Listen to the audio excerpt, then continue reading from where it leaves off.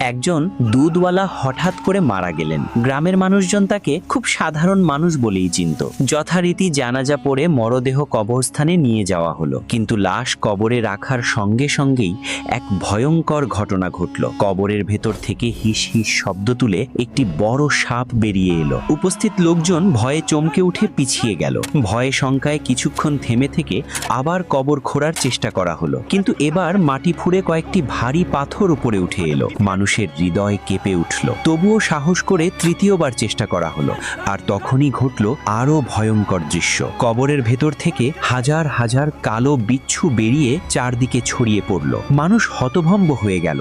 এই কেমন অশুভ লক্ষণ! জনতার মধ্যে থেকে একজন চিৎকার করে বলল, এই লোকটা এমন কি পাপ করেছিল? তখন ভিড়ের মাঝখান থেকে এক যুবক সামনে এলো। সে ছিল ওই দুধওয়ালার সহকারী। কাপা কণ্ঠে সে বলল, আমার ওস্তাদ দুধের নামে বিষাক্ত তরল বিক্রি করতেন।